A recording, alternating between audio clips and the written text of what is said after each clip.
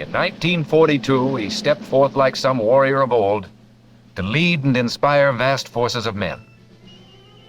At a pace never equaled, his Third Army swept across the continent of Europe. No American leader was more colorful and more successful.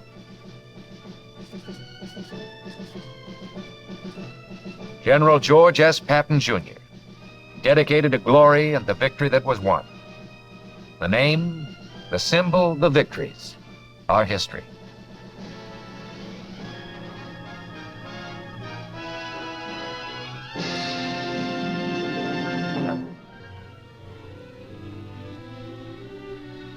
It's not easy to believe that George S. Patton, Jr. was once just Georgie.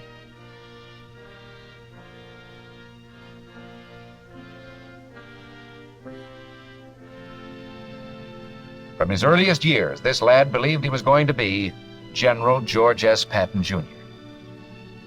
His imagination was stirred by stories of great heroes of the past, told by his father.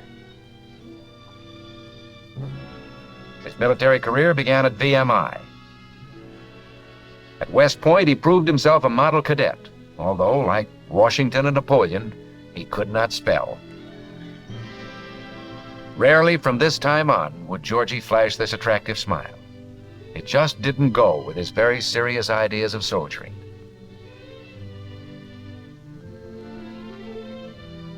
He established the first football team for soldiers to keep them from wasting their off hours in drinking and gambling.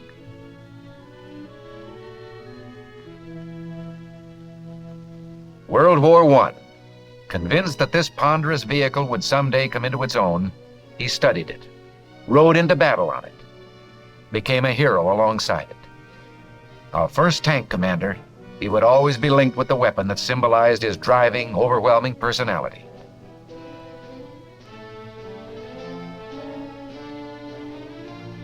After the war, the tank school at Fort Meade. Two officers here shared a deep military interest, Ike Eisenhower and Georgie.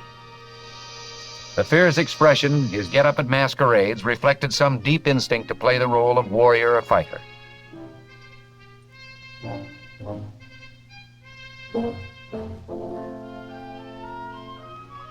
His wife joined in, sensing that even in fun, these roles suited her soldier husband.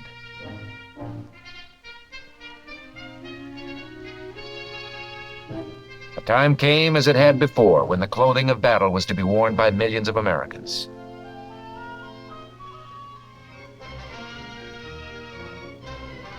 November 1942, in command of American forces for the invasion of North Africa, Lieutenant General George S. Patton, Jr.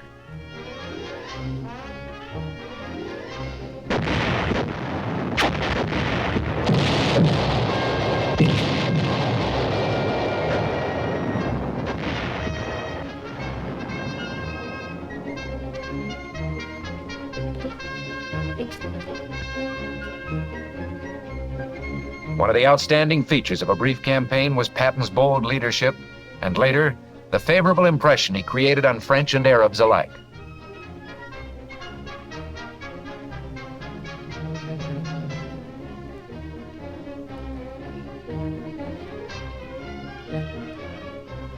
Long-range plans could now be discussed, plans which would cast America's toughest general in a leading role. Meanwhile, a battle was raging to the east in Tunisia.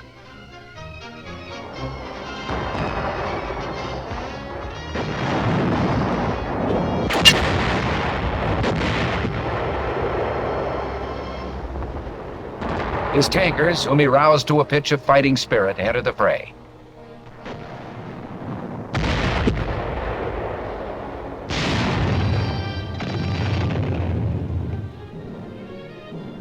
Allied leaders such as General Alexander sensed Patton's remarkable military gifts, his judgment, his sure instinct for what the enemy would do.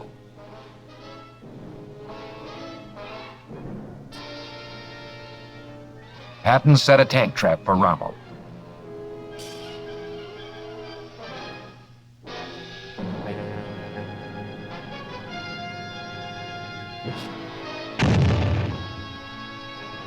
Rommel marched right into it. His 10th Panzer Division lost half its 60 tanks. Retired, and never attempted a counterattack.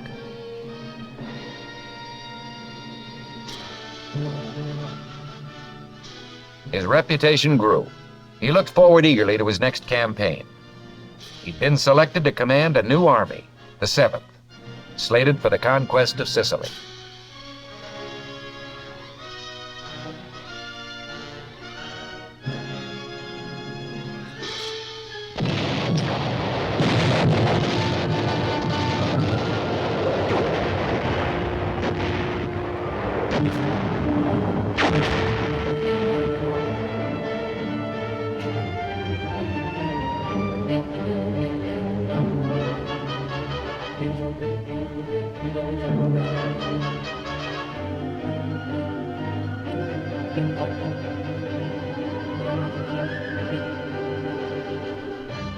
An order of the day from Patton to his men.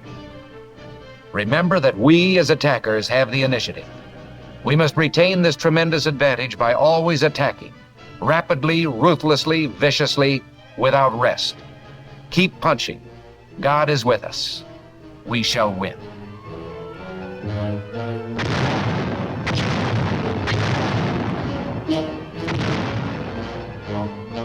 Attack, attack, and when in doubt, attack again.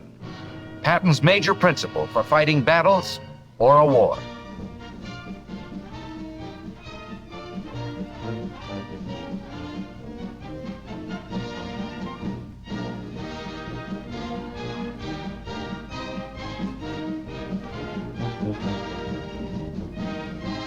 His chief mission, he believed, was to arouse the morale of his men. He urged them on, certain that speed and boldness could shorten the war.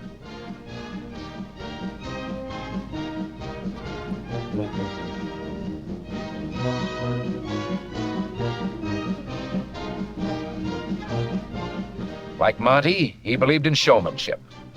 But he was aware that if the act could not be carried off in fine style, the men would see through it. Both leaders used every means to inspire the troops of their vast command.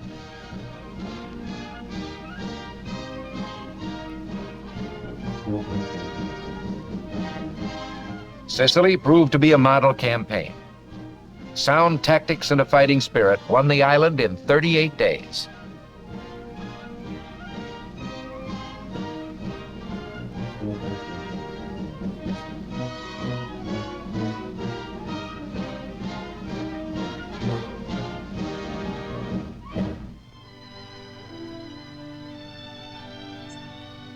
The Supreme Allied Commander paid a visit.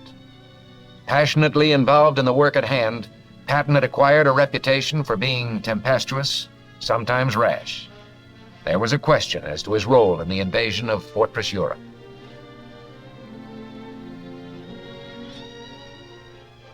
Then, his whereabouts carefully concealed from the German High Command, he appeared in Great Britain. New troops heard him in an introductory speech and called him Old Blood and Guts. The old-timers referred to him as the Old Man, who knew more about fighting than any man alive. He called a spade a spade. He told them to get mad and stay mad. They listened. On D-Day, behind Bradley's First Army, another army assembled. Patton's Third. With plenty of armor, this outfit was like its commander. Fast, hard-hitting, spirited, spectacular.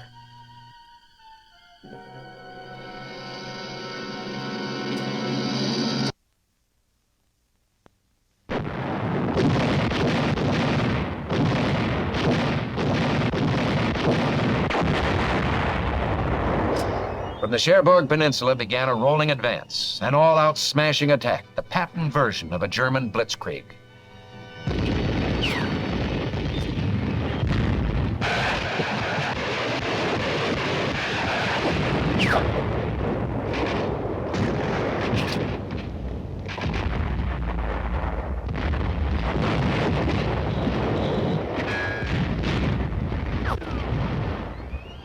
The old man had said, "The harder we push, the more Nazis we'll kill. And the more Nazis we kill, the fewer of our men will be killed." Pushing means fewer casualties. The Third took the old man at his word. and found he was right.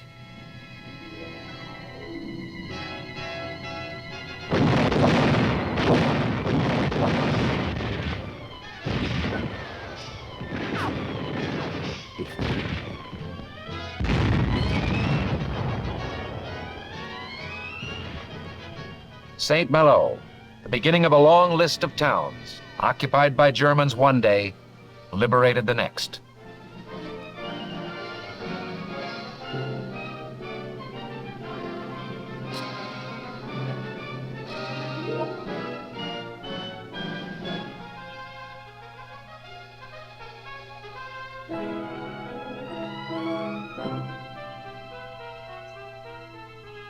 At the head of a vast crusading army, a man fulfilling a destiny he had dreamed of since early youth.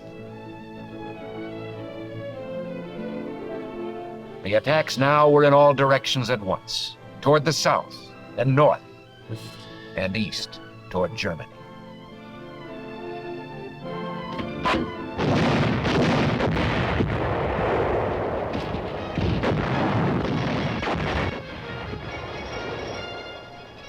The third advanced like a tidal wave. The enemy's response was fear. He told his men, "In the last 2 weeks, the third has advanced farther and faster than any other army in history. My intention is to move farther and faster still." Outrunning its maps, the Third Army crossed the Seine. In his words, he was touring France with an army.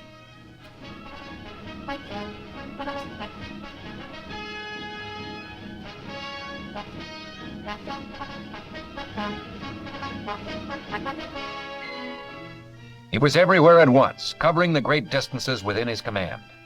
His use of light aircraft exemplified his eagerness to adopt any new means of increasing efficiency.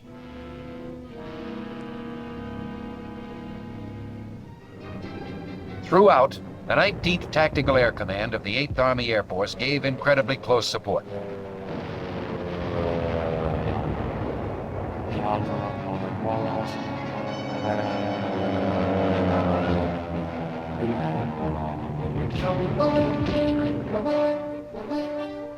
The astounding advances went on and on. Patton saw nothing in the way. He was ready to push on into the heart of Germany.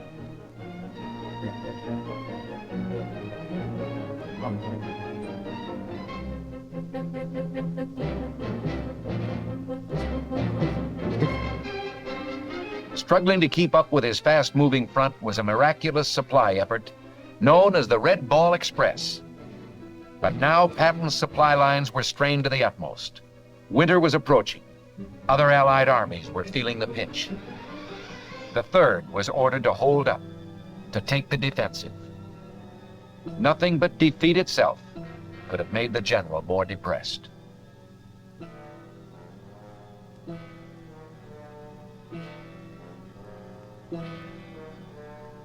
This was a difficult time for an army built to roll.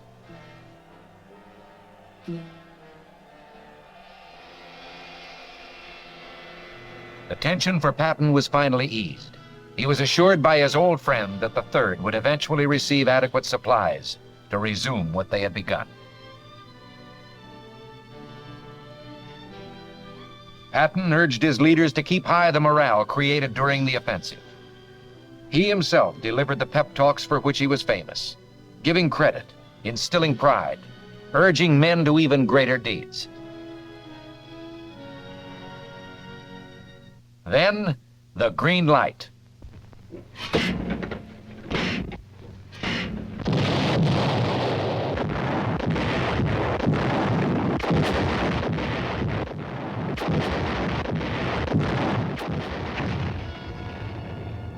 In 400 years, this fortress city had withstood every assault.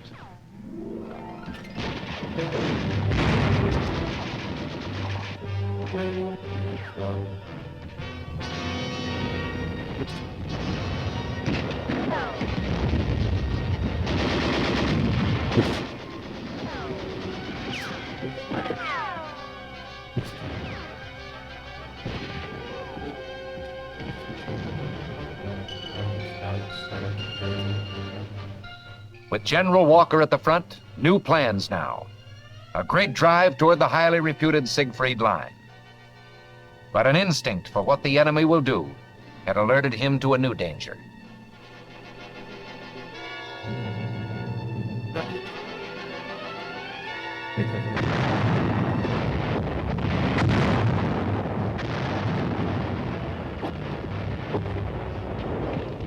Field Marshal von Rundstedt struck with 20 divisions on a 40-mile front.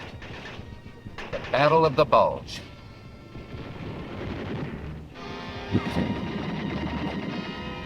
Patton was asked to speed what help he could. Could it be in 3 days, Ike asked? Patton's armored troops would make it in 2, dashing 100 miles over icy roads to Bastogne.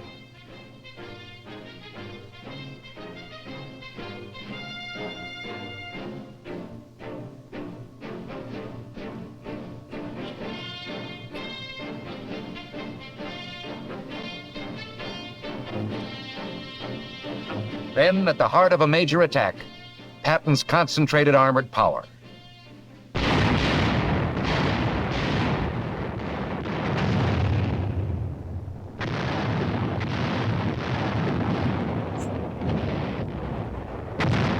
Terrible weather prevented a much-needed air attack. A religious man, Patton frequently prayed. This time, a prayer went out on thousands of printed cards for all his men to join him. Almighty and merciful Father, grant us fair weather for battle.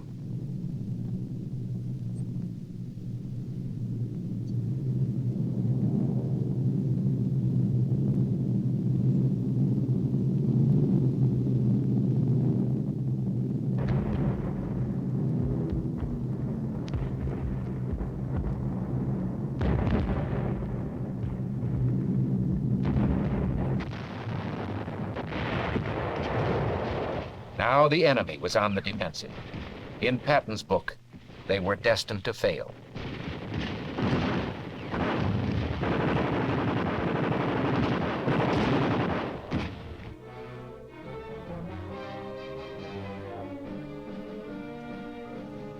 The 3rd broke the back of the German offensive and began preparations for their own. Always the old man pushed them harder than anyone had pushed them before.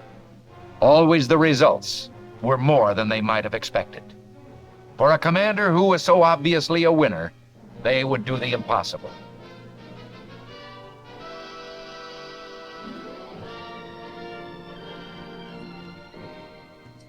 Patton believed in decorations, in recognizing and exalting the heroic qualities of his men. And they sensed his sincerity when he used words like duty, patriotism, and loyalty.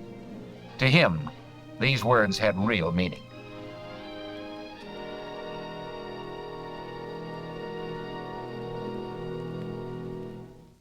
The Siegfried Line.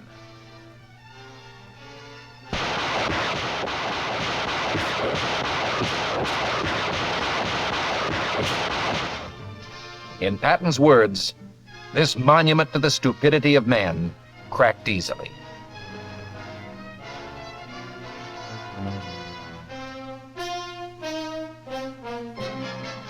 The famous 3rd was now on the loose again, on a spring rampage that would bring the war to a close before summer.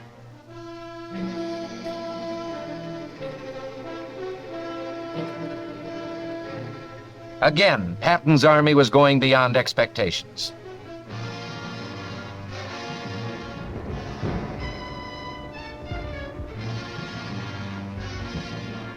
The enemy believed Patton would pause at the Rhine. He went right across.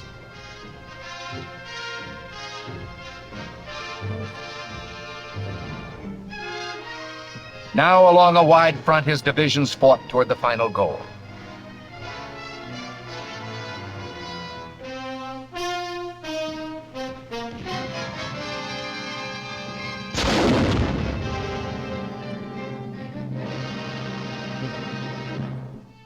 Always he took time out to give credit where it really belonged, to the men, to Private Harold A. Garman, the Medal of Honor.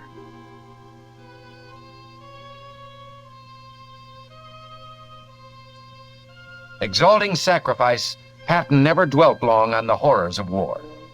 But as his Third Army overran concentration camps in Germany, he saw horror of a new kind.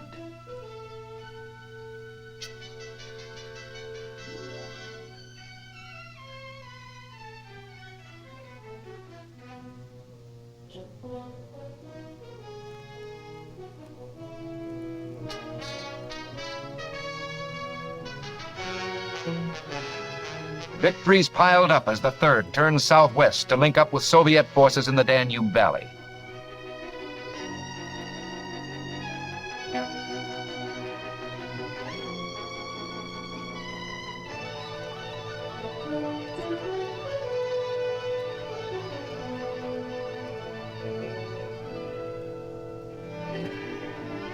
It was over. For a moment, Patton relaxed his carefully maintained role of colorful leader to be himself.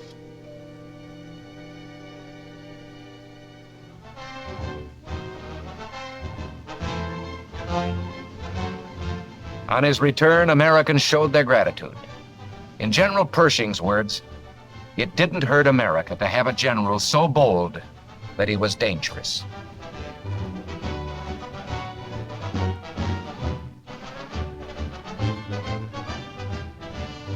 Los Angeles went all out in its reception. With him was General Doolittle, whose 8th Air Force in Europe did so much to assure final victory. Although no unit, no individual won the war, we're fortunate in having one here tonight with us who had a large part in winning the war. I'm pleased and proud to have been privileged to fight by the side of General George Patton.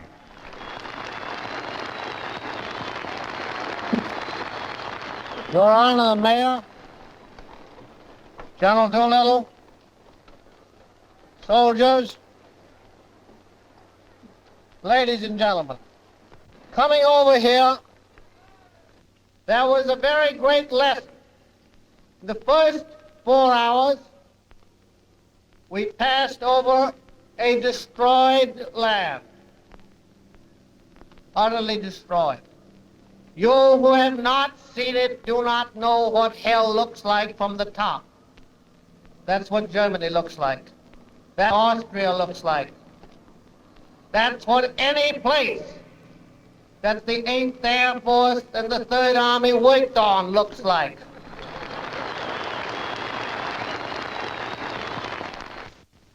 You must remember this, that from Brest to various towns in southern Germany and Austria, whose names I can't pronounce, but whose places I have removed,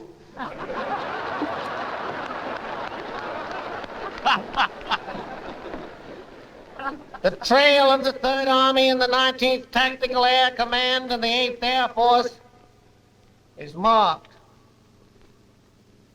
by more than 40,000 white crosses, 40,000 dead Americans. Few realized how deeply he felt about his men.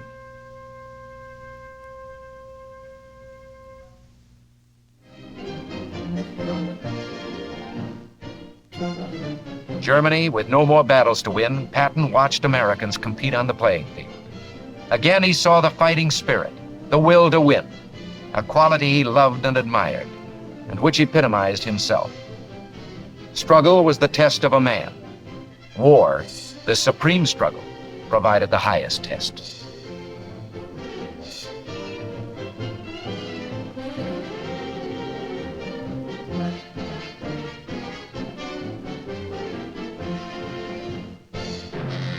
He had expected his own death to be spectacular.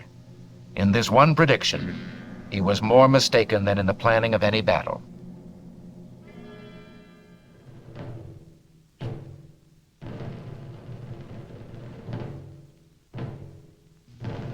He died of injuries received in an automobile accident 4 months after the end of the war.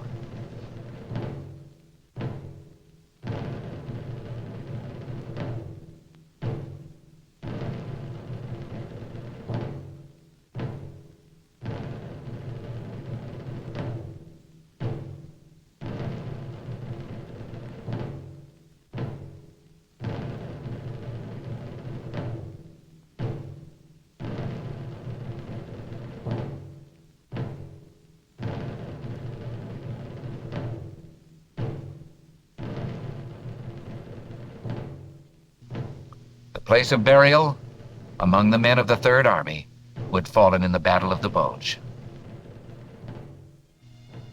His personality lives on in his statue at West Point. He lived for action and glory and reached the heights in serving his country.